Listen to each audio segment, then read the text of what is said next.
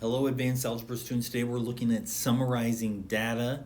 So we're going to be able to create different types of charts and graphs, and we're going to be able to analyze different types of charts and graphs. So some questions to ask yourself when you're looking at a graph: is there an upward or downward trend? Are there any sudden spikes in the graph? What is being compared? What predictions can I make for the future? What inferences can I make about the graph? We're going to think about these questions as we give you an example to kind of go through and process.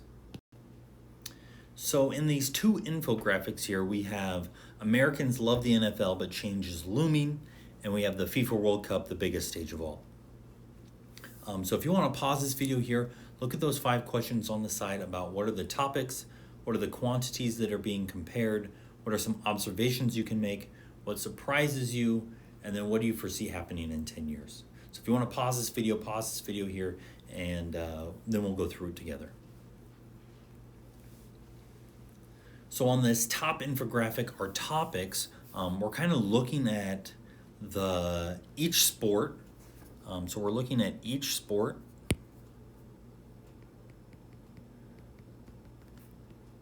by age range.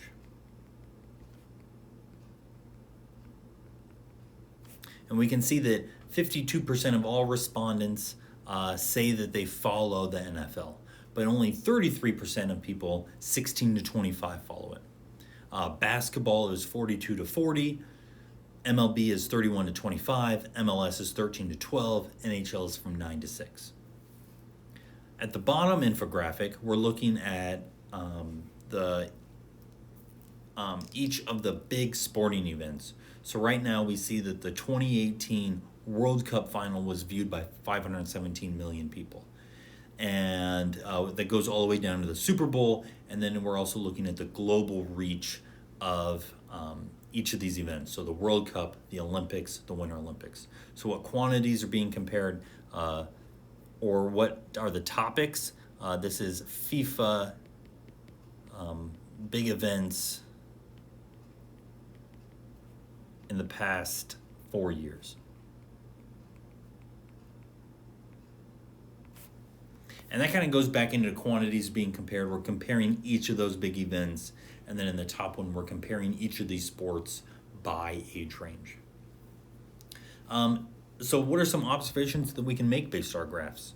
Well, in that top one about the change is looming, we see that ages 16 to 25 are predominantly not following overall trend, but we're also really not following football as much. So I'm going to put here not following the NFL. On the next one, on the bottom one, we can see that our global reach TV viewership of the FIFA World Cup compared to other sporting events such as the Olympics and the Super Bowl, we see that the World Cup matches average about each Super Bowl. So I should probably move that. This goes down there. But we see that each match of the World Cup is like a Super Bowl.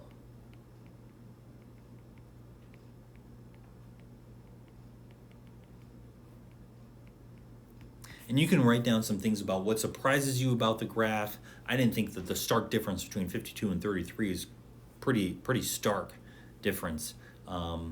World Cup had a lot more viewership than the last 2 Olympics, even though it's just one sport and they play soccer in the Olympics. And then what do you foresee happening in 10 years? In 10 years from now, when we look at these graphs, are we going to see a bigger shift, less of a shift? It's kind of up to you to determine based on some of the data what that might look like. The rest of this is going to be about creating some charts. So here we're creating a bar chart. So it says Stephen buys different number of cookies on 20 occasions. The results shown as below, and already organized them. So here we bought 3 cookies. 3 times we bought 1 cookie.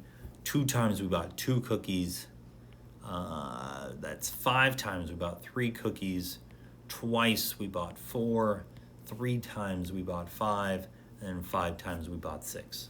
So when we're creating this bar chart off this frequency graph, we bought 1 cookie 3 times, and then 2 cookies we bought twice, 3 cookies we bought 5 times, 4 cookies we bought twice, 5 cookies we bought 3 times, and then the last one we also bought 6 times.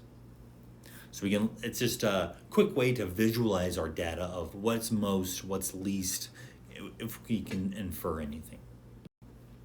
The next one, we're creating a line graph. So Emma measured her plant's growth for 5 weeks, and we're going to draw a line graph.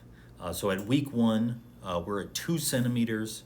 Week 2, we're at 5 centimeters. Week 3, we're at 8. Week 4, we're at 11. And then week 5, we're at 14. Our goal is to probably try to connect these as much as possible, and we can go from dot to dot, or we can draw a general trend line. But that helps us see what our plant growth looks like over time. And we could compare it with other data, with other things, but that's how we draw a line graph to visualize data. We also have a scatter plot. So here a history teacher asked our students to estimate how many hours they slept the night before a test, and then the data below shows the number of hours they slept. So we're going to plot each one of these out. So 883, 786, 774, 888, 676, 563, 790, 460, 989, 781. So once again, this just helps visualize our data. Do we see any trends in our data? Eventually, we're going to talk about what a trend line might be and how we can find slope and what that trend line means compared with our data set. This last one's probably the hardest one, where we're creating a circle graph. So it says a middle school class surveyed 500 families who own pets. The data table below shows what kind of pets the families own. Create a circle graph to display the data. So we're at a 500 here.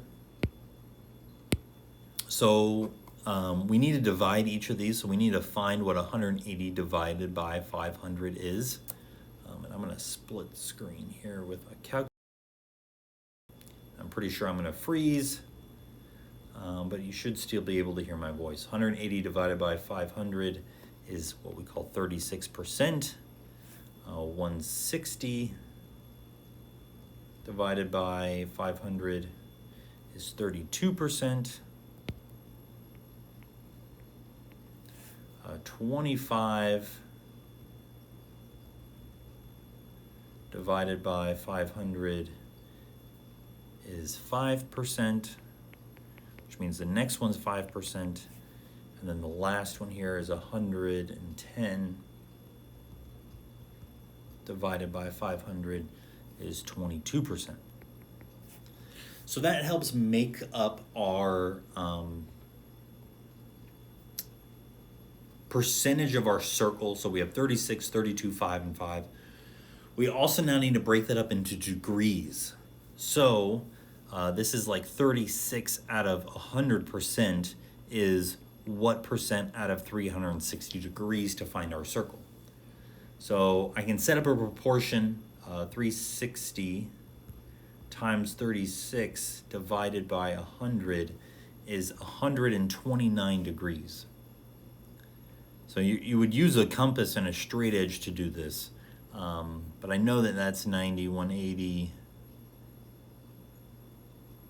I'm going to say that this is our dogs at 130 degrees. The next one is 32, so 32 over 100 equals x over 360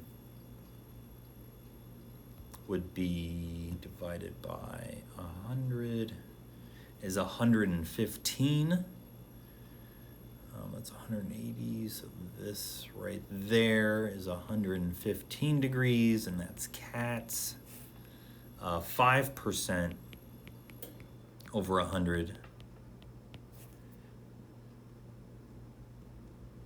would be 5 times 360 divided by 100 is only 18 degrees. So that's birds. We're gonna have the same one here, 18 degrees. That's gonna be fish. And then the rest should be other, which is the rest of our percent, which is 22. We could figure that out. 22 over 100 equals x over 360.